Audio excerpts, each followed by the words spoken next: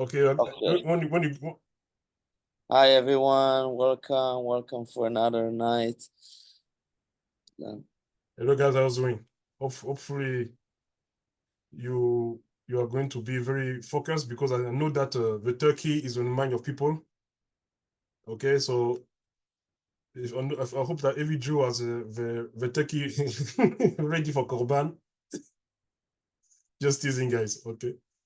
Okay, so today is going to be a lecture about the Kabbalah Parasha of Toldot, the inner and external struggle between materialism and spirituality.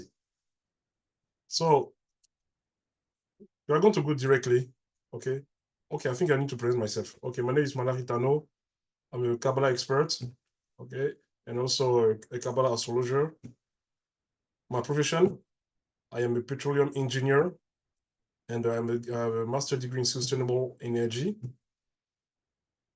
and also expert in history, anthropology, genetics.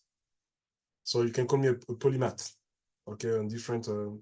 I get different knowledge on different topic, spiritually, science, Kabbalah, Torah. Also, I'm a Torah scholar also. Okay. Some people ask me if I'm a rabbi. No, I'm a rabbanan. Okay. So in different history, we have different wise and knowledgeable Jews. They don't have the title of rabbi, but they were very knowledgeable. Okay. So like the Gaon of Vilna. The Gaon of Vilna, he was not a rabbi, but he was considered as a rabbi because of his knowledge, and also Rabban, what's his name? Ben Zuma, Rabban Ben Azai. They were not rabbi, but they're very prominent in mystical Torah, in Kabbalah, and in Talmud. So they're very considered as was one of the peer of the most knowledgeable mystical rabbi from the Talmud. So it doesn't matter about your title. You need to be knowledgeable about Torah and Kabbalah and about different sources. That's what matters. The title is good. It's certified. But the most important is that you need to serve people in the right way and answer the question in the right direction. Okay. So we're going to dive in. Okay. Okay. Directly. Let's go. So can I share my screen? Is okay? Okay. Let's see.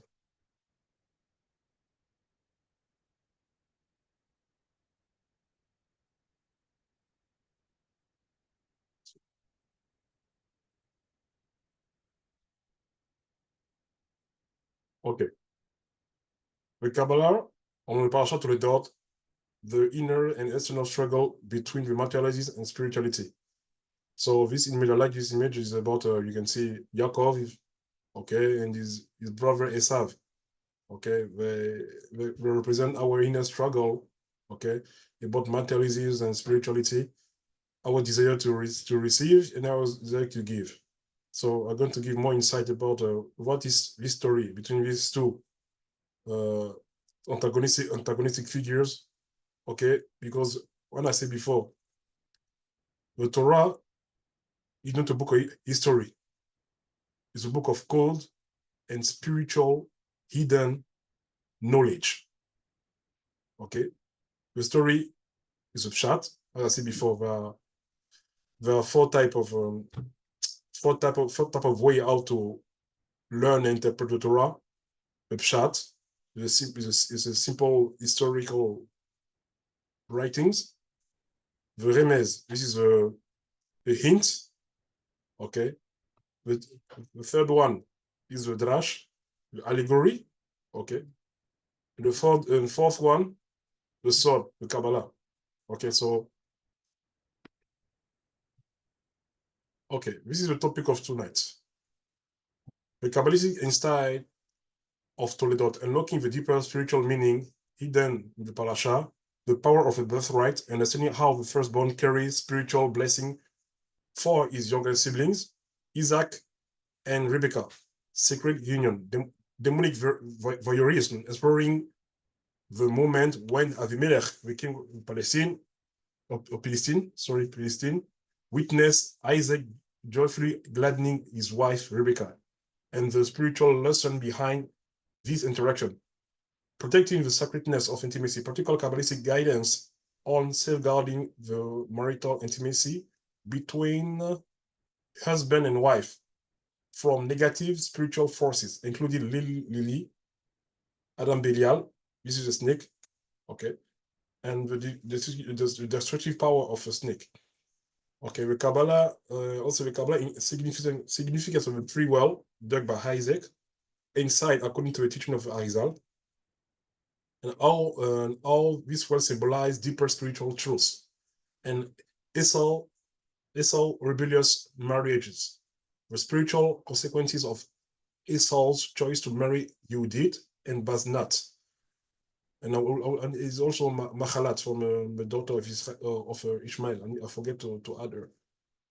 They're a daughter of Hittite. It's a Canaanite tribe, and the spiritual rebellion against Isaac. So then, after you finish that, we're going to go direct to discussion. Discussion and talk. The 10 type of women to avoid for successful marriage. A blend of Kabbalistic wisdom and modern psychological insights on the key trait to steer clear of in relationship for lasting harmony. And then why marriage rates are declining worldwide. A deep dive into the 10 Ks reason behind the global decline in marriage rate with a focus on societal, psychological, and spiritual factor. So, first one.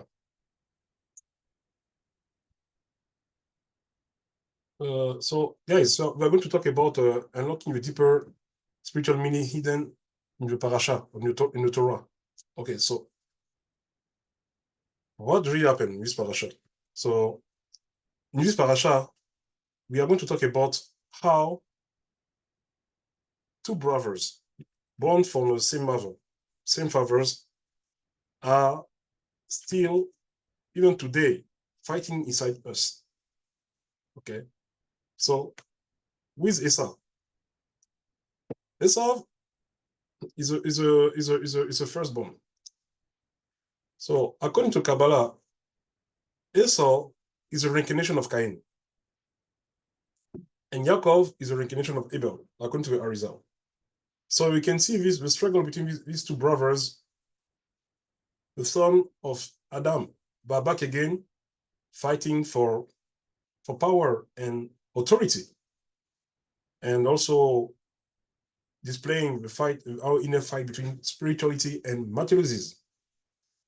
Okay, let's dive inside. Let's start first by Esau. What is the origin of Esau? Okay, most Kabbalists, they found the origin of Esau. Esau, his origin, his root of his soul is in Sephira Gevurah. Severity, strength, conquer, and also to impose like ruling by force. And this, the inner deepening, the root of this mindset, the way he behaved, it came from Olam of Bo to Abo, the world of a void and I forget void, the world of void. What is it in Hebrew? Okay, void and destruction. Okay. So we need to understand that he came from a Sefirat Akeli. What is Sefirat Akeli? The description of a 10 of a 7 lower Sefirot, because they were not sharing correctly the light of the Ein Sof from Olam Ein Sof till the Olam Atzilut. In Olam Atzilut, there are some Keter, Ari Rampin, Atik Yomin, Adak Kalmon, and so Esau, he came from this fruit of disturbing, selfish. So these Sefirot were aligned before. They were aligned, not like what we see today. Before these Sefirot were aligned. Only Keter, Chok Bina, they were very well aligned. They know how to share each other. But the seven middle, okay, the 6 middle, Zerampin, and the last one, Malkut, they were not reacting very well. Okay, they don't know how to share. They were keeping the light for themselves, and by the end, they were absorbing so much light, they're being destroyed. And this creates different type of the 288 spark, okay, of holiness that have been spelled, scattered all over the world, and we need to gather them. This is the main mission of a Jew, and the main mission also of non-Jews also. We need to gather the holy spot till we achieve Olam HaMashiach. And Esau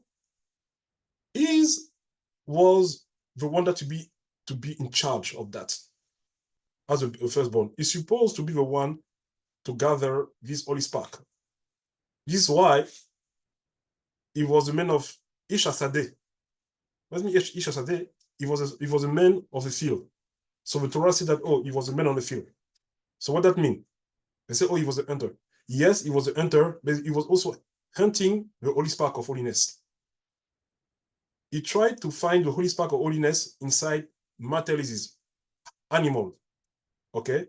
They want to retrieve this holy spark of holiness. This was the main job. But unfortunately, he failed. He wanted to hunt for his self-gratification and also to impress his father. He was doing his thing just to prove himself that he's strong, to prove himself that he's looking to demonstrate who he is, to increase his name, instead to focus by hunting for serving Hashem, for a divine. Yaakov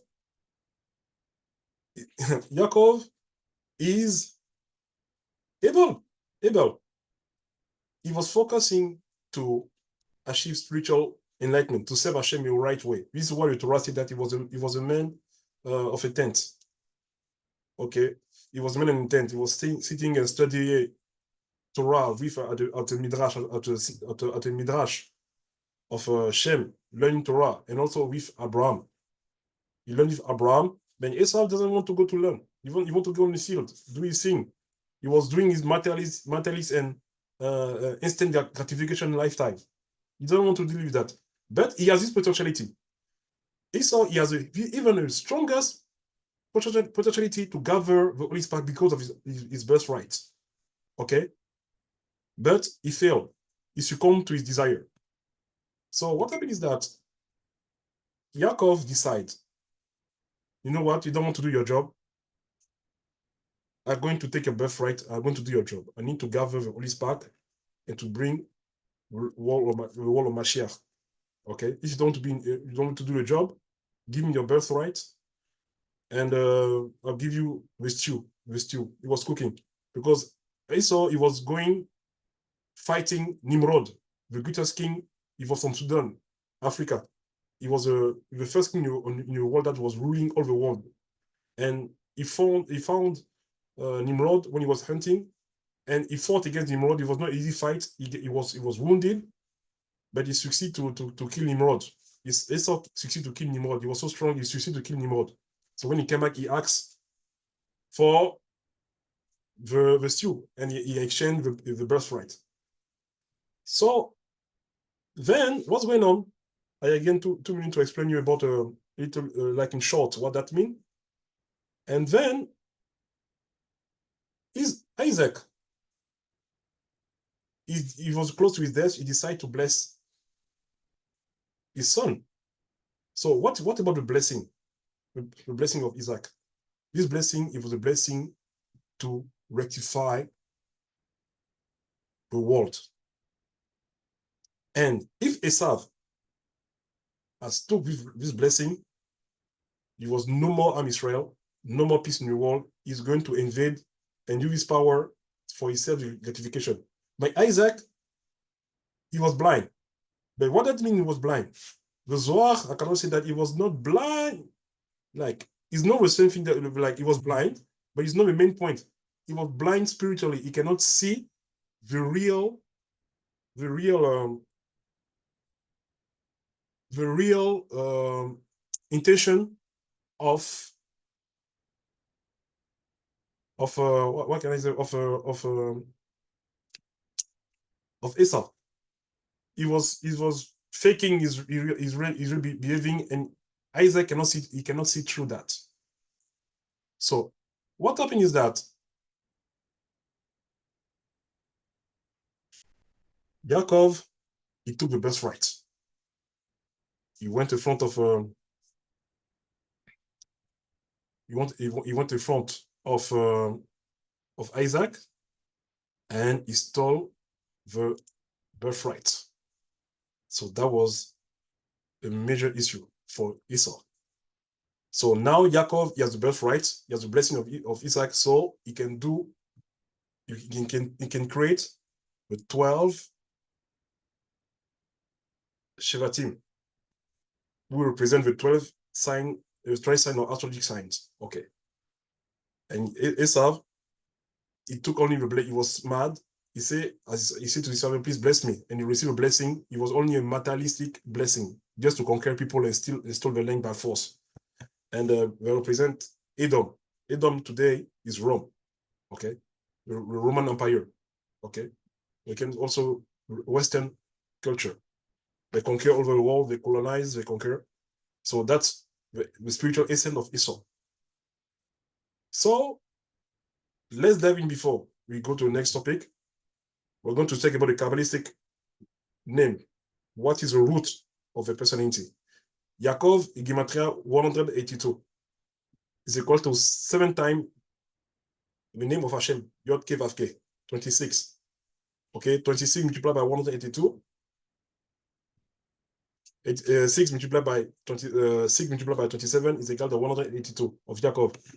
And guess what? Esau, Gematria 376 is equal to Shalom. Shalom? How can Esau name can be equal to Shalom? This is true. The thing is that if Esau was connected to real sources, he understands that he need to rectify himself, even bring peace in the world. He has so much intensity inside him to create the peace, but he decided to avoid that and to look for pleasure, desire, and also to vent on and to conquer, to look for women. He took 2 wives and so on. So he was in his hedonistic lifestyle. But also is not finished. Esav is also equal to Adonai Imloch. Gematria Adonai Imloch, 376. God is rule. He will rule. What that mean? Esav is equal to Adonai Imloch. Okay, this is the secret. Is that at the end of the time, we have a large generation. Esav will join Yaakov. They will make peace. The two antagonistic are going to make peace at the end of time. Okay? So when you're going to be peace, Hashem will rule over the world. And it's going to be, yes, Yaakov, he will embrace his brother very like in reality, not faking it. Okay, like Esav have done to him. So this is the main oh, before we move to the next topic, we need to understand that we thought Esav trying to kill Yaakov. Yaakov is not going to go to look for his wife. He's going to stay in his tent, study Torah,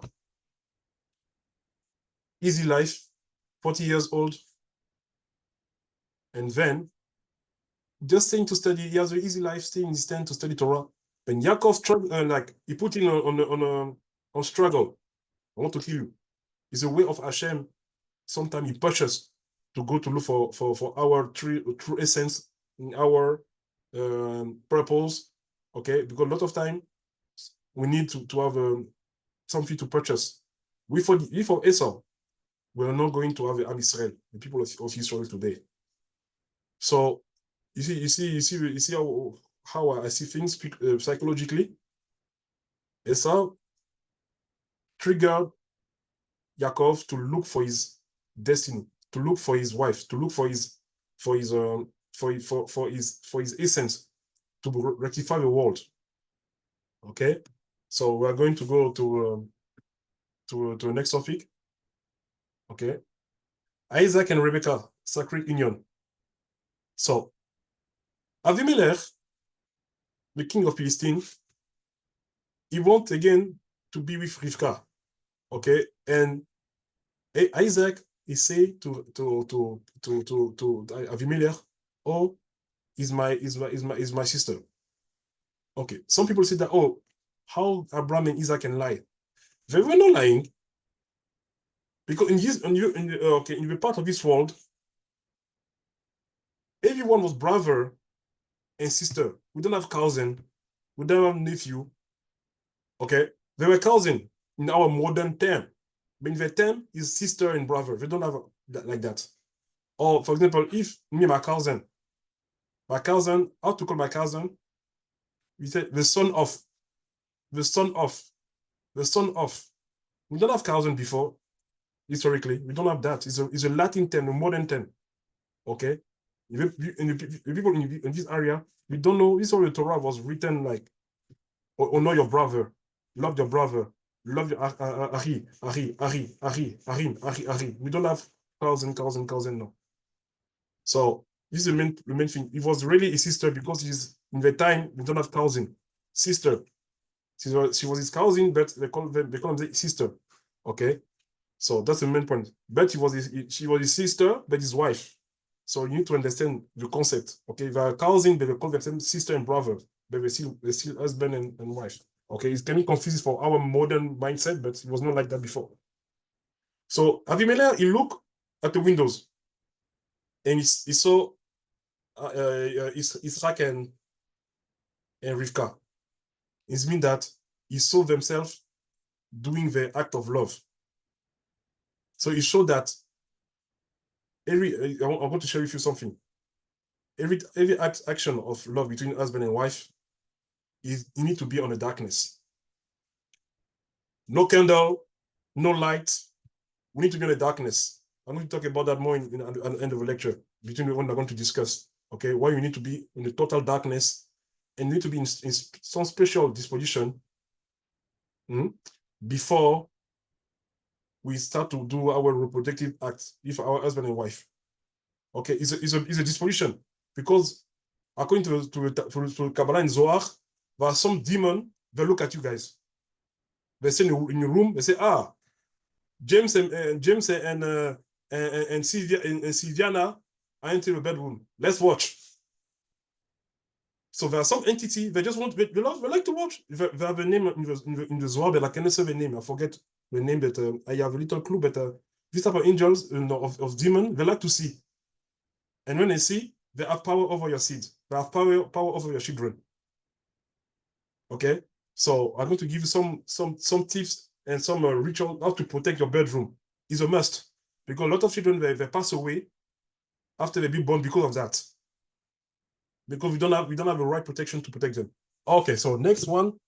Okay, it's the same thing, protecting the sacredness of intimacy. So I'm going to tell you that Lily and the snake, they're still there. They're not dead, and they want to get the revenge.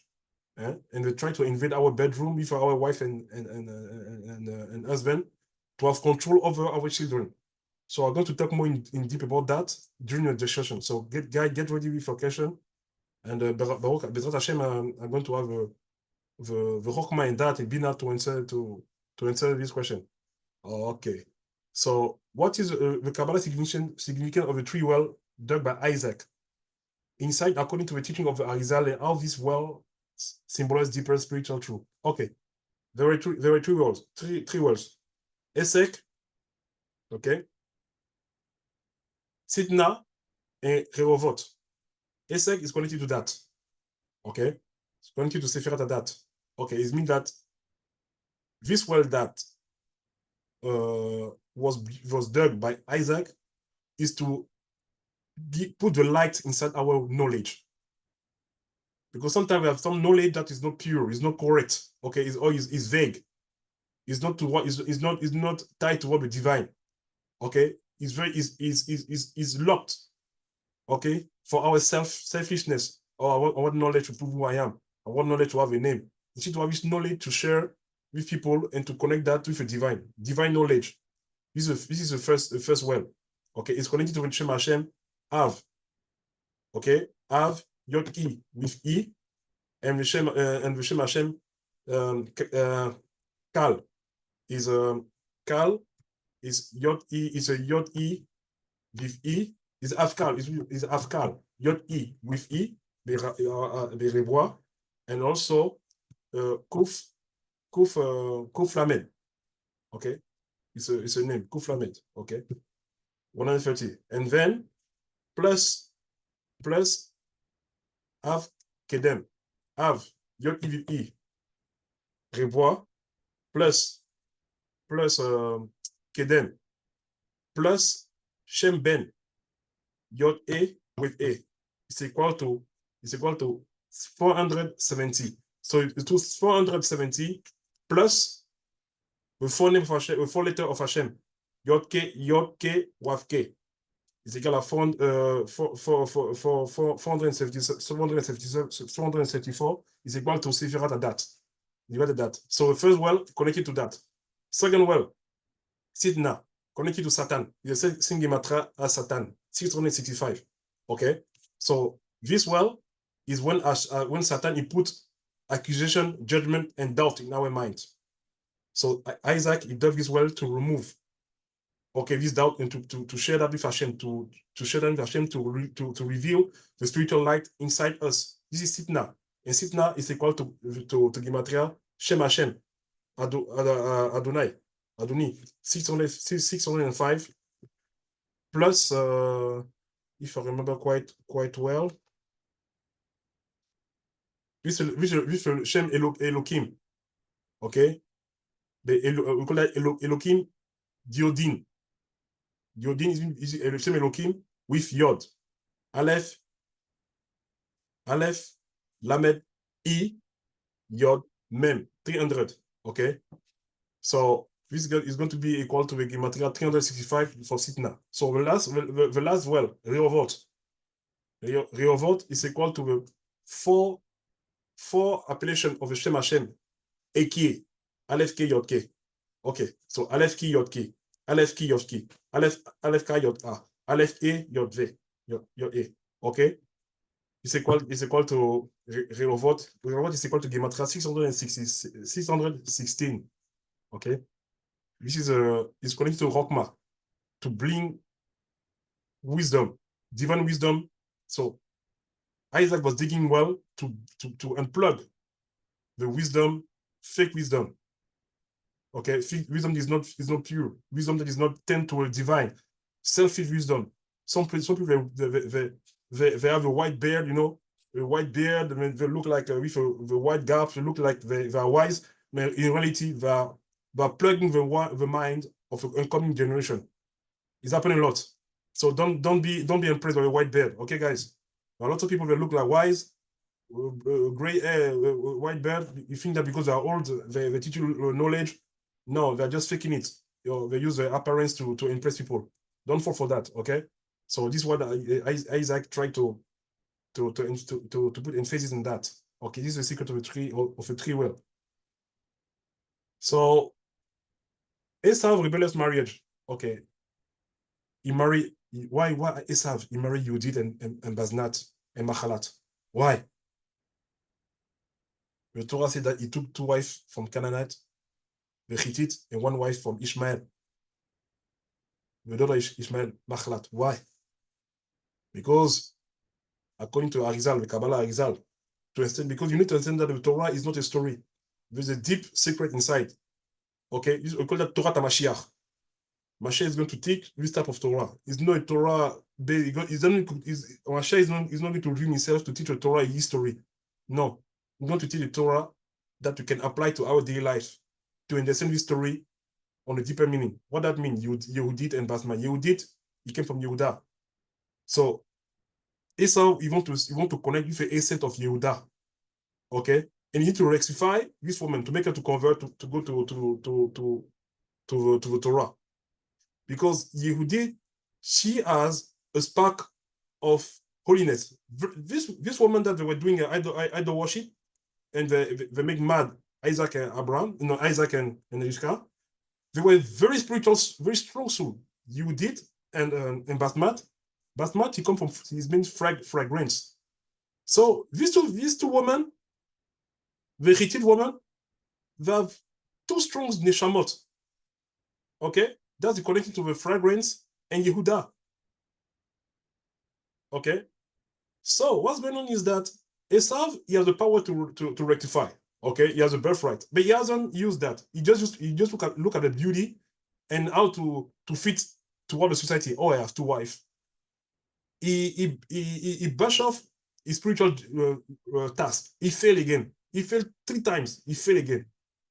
Okay, and when he saw that Yaakov he left to look for his wife, he was jealous. He want to please his father, or to show that okay, I can do the same thing. So he went to see Ishmael. He took his daughter Mahalat. Okay, Mahalat. Mahalat means to restore. So he want to restore his name instead to restore spirituality. All he was Esau, he was doing things for him. And Mahalat also, she has a very strong neshama. He need to convert her, to teach her a way of Torah. He failed. Okay, so this is the main reason why Esau he took this woman. In reality, he need to do that. Okay, to convert this woman. They were very, very strong soul, the same way as Ruth. Ruth, she's the descendant, the ancestor of King David. She is a very strong neshama. But from her, this is why you need to respect every convert. You need to respect these people because they are very strong neshamot, and they are Jew in exile. Okay, I saw I experienced some people like they're very they behave very bad with like very prejudicial with converts. Mamash is one of the misvot in the Torah that Hashem said, don't do that. You need to love a convert. Because you were a slave in Egypt, you know what to be a stranger. Where Arizal, the Kabbalah explained that is a very strong misvot because what Hashem said to the Ben Israel, love a convert because you were a slave in Kemet in Egypt. Because in the spiritual, this is what the spiritual mean of this phrase. In a Belial, in the spiritual realm, in the Olam HaBeria, it's a well, the well of the soul. Is below the throne of glory of Hashem, Kifar Kavod. And this well of the soul, they are inside Jewish neshamot and a Jewish neshamot of convert. And before born Jews, the neshama, the soul, came inside the body, they need to go inside the Jewish convert neshamot. And the Jewish convert neshamot, it cover the nefesh of the Yehudi. Oh yeah, every Yehudi has a spark as a soul of a convert inside him. Because if you don't have a soul of a convert inside you, you cannot come back in this body. Because the spark, the neshama of a convert, it makes you to protect yourself to go inside the body. This is what Hashem say, love a convert, don't mistreat the convert because you were in Egypt. It means that you were in the same world of, okay, you were living in the same world as him, so you need to respect them. Okay, so that is a little, I'm going to make a lecture about the power of a convert. By the way, most of the greatest rabbi in the Talmud were converted. So I say, guys, if you see a woman that is converted, go for it. You're going to have a lot of blessing. Woman, you see a convert guy, go for him. His mamash is going to make your life like close to Hashem, because I'm going to make a lecture about that, but let's move forward. Okay, so now I mostly finished a little bit of debriefing about the study of a parasha, a Kabbalah, of a parasha of Toldot. So now we are going to go inside the discussion. Okay, so we are going to talk about. I'm going to ask the audience different question. Okay. I put 2 questions in here. No, before you have your question, I'm going to be honest at the end. You have again two slides. We are going to talk about the 10 types of women to evolve for a successful marriage. Okay, so I want to share with you that, because this is according to the top clinical psychology and social engineering in America. This is what they found by interviewing and making some experiments with men. What they complain, why they're not getting married, what thing make them to be stuck. Okay, what thing they dislike in women, what's going on. Okay, why they don't want to get married, why. So this is the main reason, because sometimes you like something and it makes you stuck in your life, but you don't know how to express it. So now I'll show you guys the 10 main reason why most men they don't want to get married with modern women. Okay, so I'm going to go quick. Okay, and I'm going to talk about this slide together. Number one, changing cultural norms. Okay, so guys, what that mean? Okay, what that mean? You asking? Yeah. Oh, okay. Well.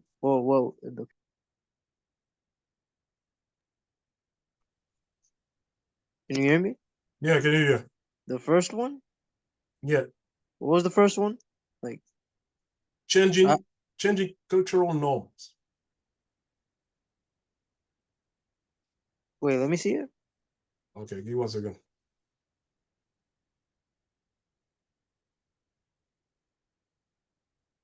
Changing cultural norms. Wait, this is the first one, right? This was the first one? Yeah. Okay, yeah, just making sure. Yeah. In what sense? Okay, I'm going to help you. When I talk about the changing cultural norm, this is what bother men. Men are scared to get married because of changing cultural norm. Because society have become accepting alternative lifestyle. Okay, cohabitation, singlehood, reducing societal pressure to marry. Okay, so it means that men today, they complain about the fact that there are different type of norm that they are very hard time to process it. Like women today are independent. Okay, women today they don't need men like before. They don't need the strength. They don't need the guidance, the protection. We are police officer in every corner here in New York City. We have a subway. Okay, they don't need someone really to carry to take a cow or a horse to help her. So technology is taking the place of men capability to do things. Okay, and it's very bothering for men. And okay, so it increases also social pressure, because they need to step in and to show off the capacity and the capability to women. They need to catch up a technology, how to rule technology. Okay, so it's a changing cultural norm also, and it's a very complex issue. This is one thing that I want to share with you. And also, some men, they say in our society, look at religious. Okay, most people they say, oh, we don't want to be religious. We want to be free. I don't need to go to religion to understand what is good and bad. So in reality, when you are religious, you put more emphasis in marriage. Okay, so when you remove religion in someone's life, he has a very hard time to want to get married, because there's not like backup, religious and spiritual backup to push him or to encourage him to get married. So I cannot go deeper because of time. So it's a little bit what I want to share with you guys about changing cultural norm. So the second one increased focus on career. Okay.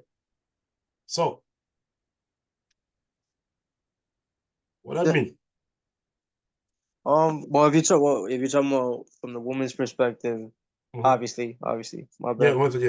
Yeah, we are talking about the woman.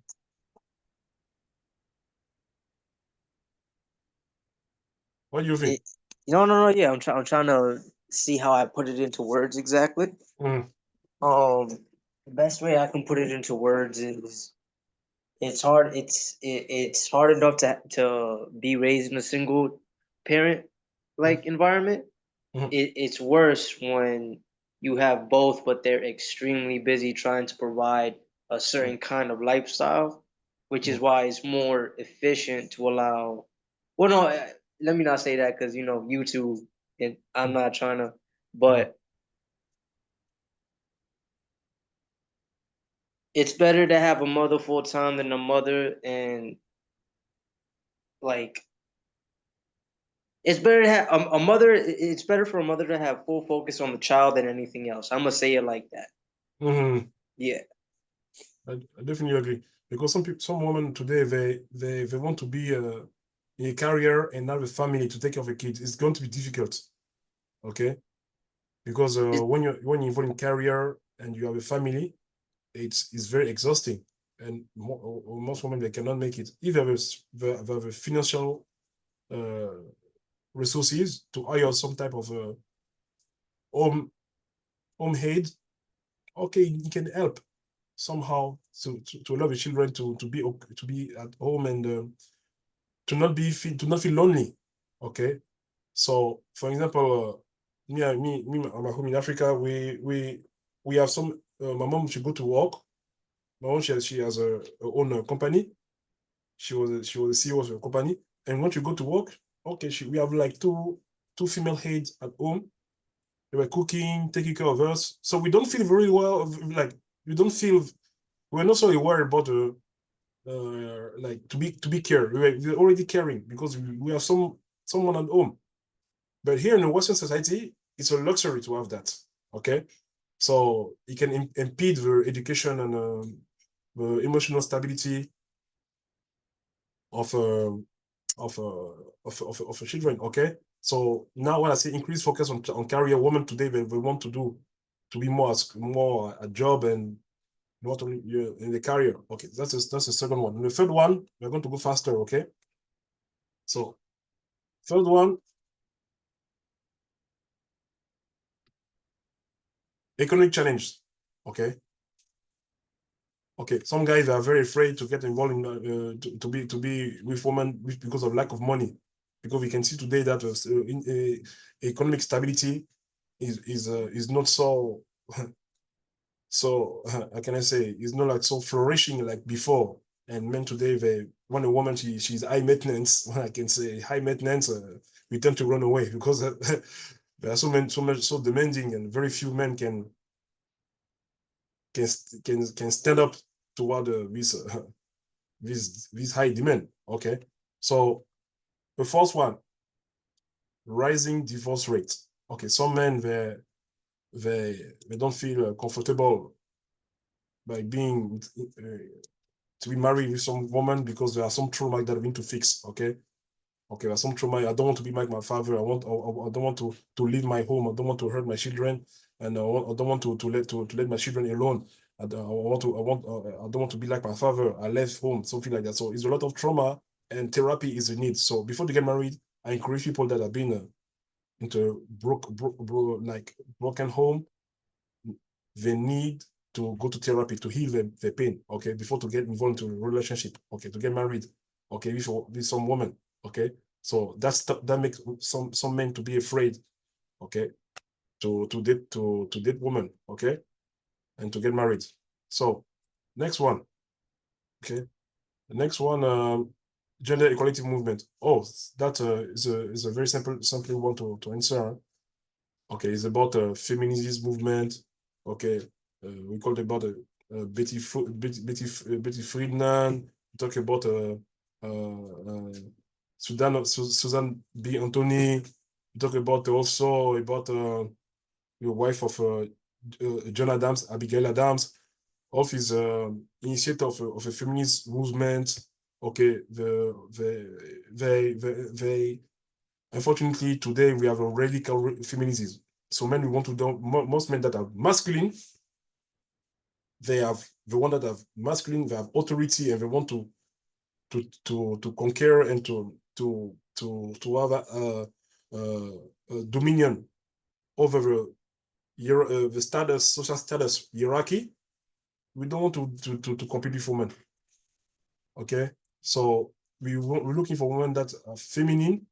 We don't look for a co-worker at home. You want a woman that she keep a feminine energy, because feminine is a malchut, the nukva, and men is there on pin. So it's a sharing, okay? Up and down to up. We don't want two men at home. That's a main issue, because it's very good to like feminist movement from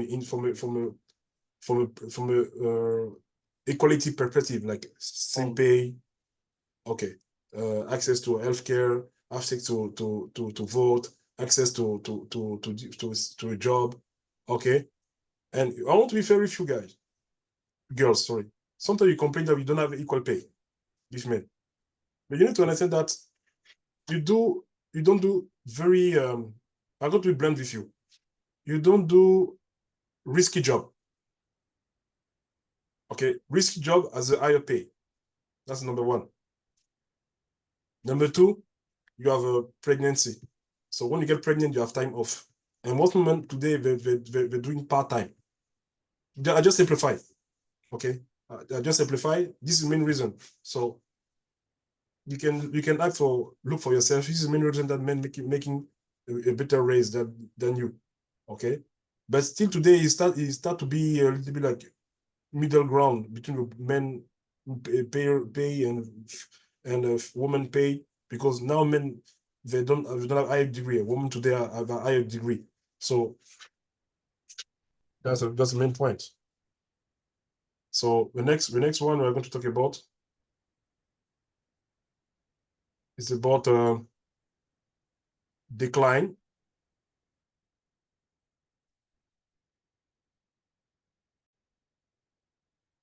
Okay, so the next one is going to be the okay. I already talked about a decline in religious influence, okay, and increase in longevity, because more people are getting they're not getting married because they don't have war, okay, and people live longer, because before people when there's a war they they marry quick, they need to reproduce quick, but because now there's peace most of the part of the world, so people now it take time to get married. But before, because of war and low access to good healthcare, they don't marry quick, okay.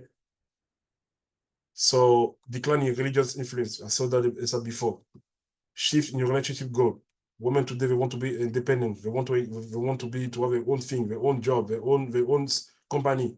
Okay, their priority is not like before to get married as children. Now, unfortunately, is not sustainable, girls, because when you reach 30 years old, if the clock is clicking, do you know how many women in the law firm are quitting their job, and they're the best employees at the law firm when they're young, top competitor, top achieving as a lawyer.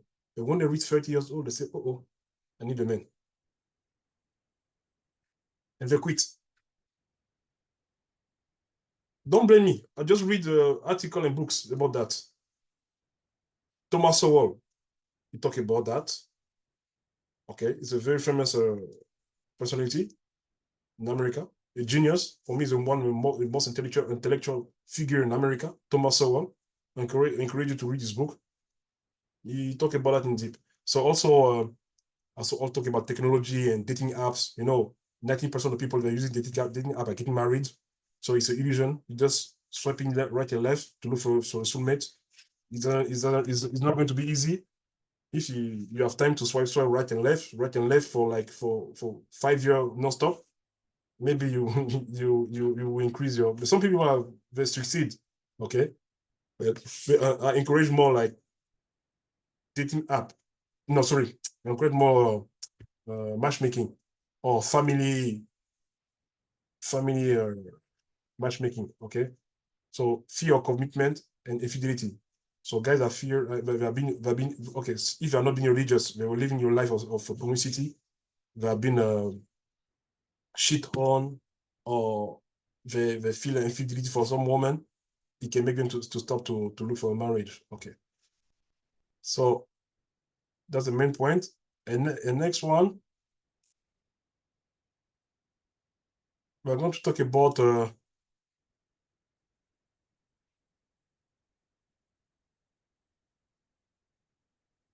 why the 10 reasons why marriage is in decline. Okay, so I'm going to go very fast. Okay, so you get to understand what I'm talking about.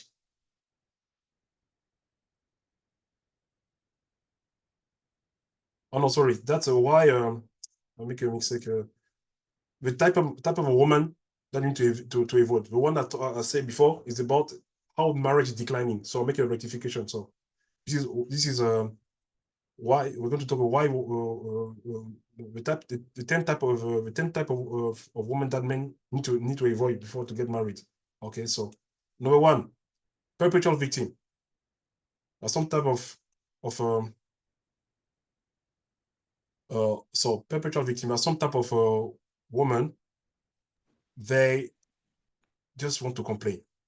Okay, some type of woman, they say, oh, she blame others. She rarely take responsibility.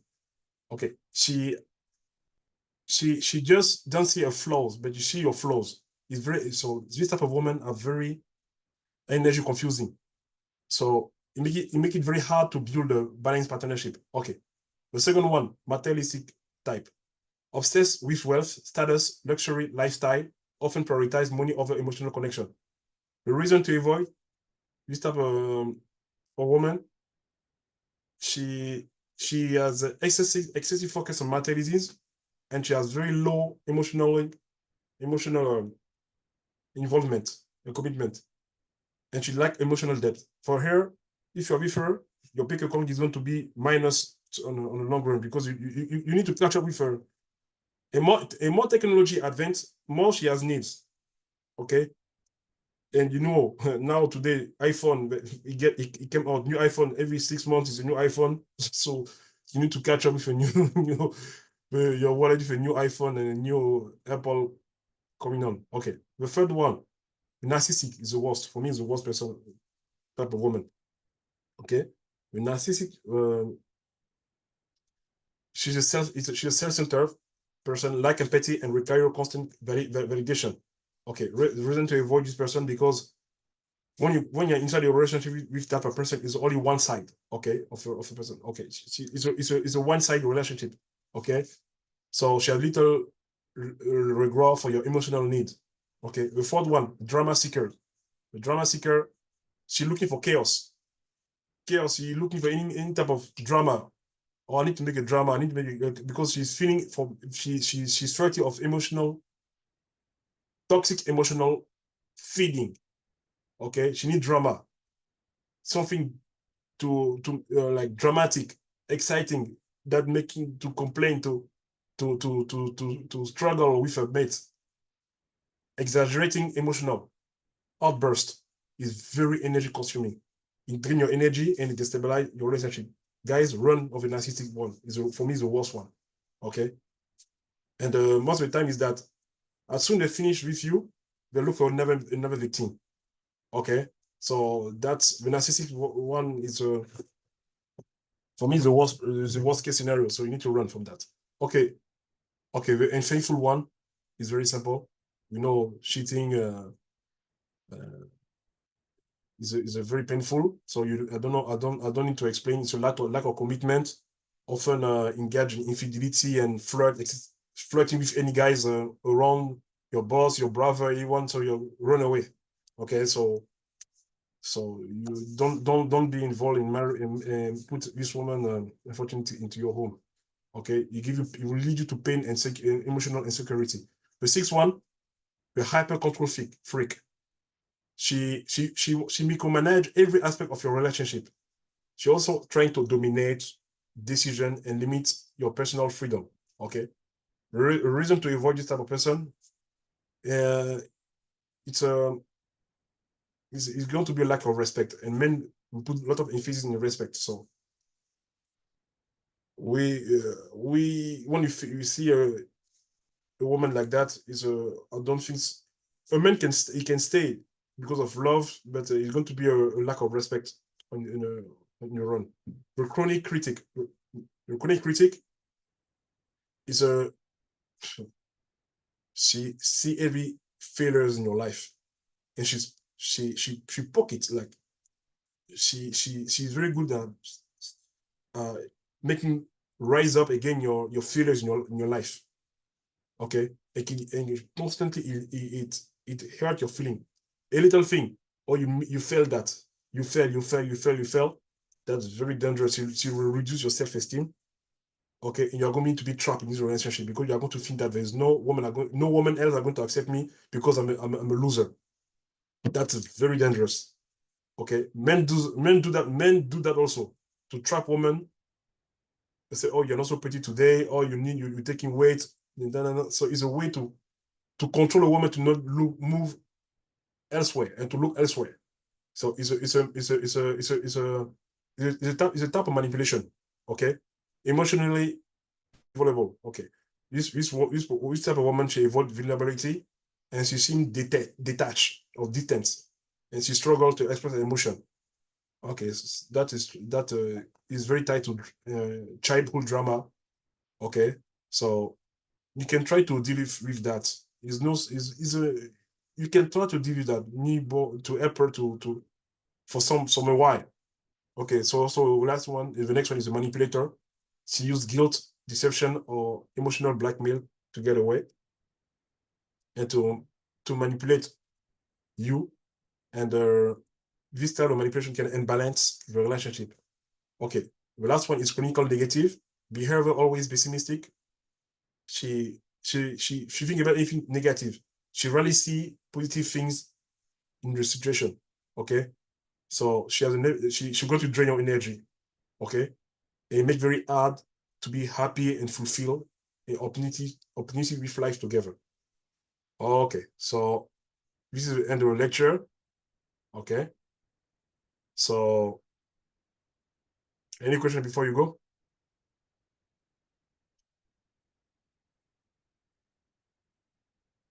No? Okay, guys. Thank you so much. Baruch Adonai, l'olam, amen, amen.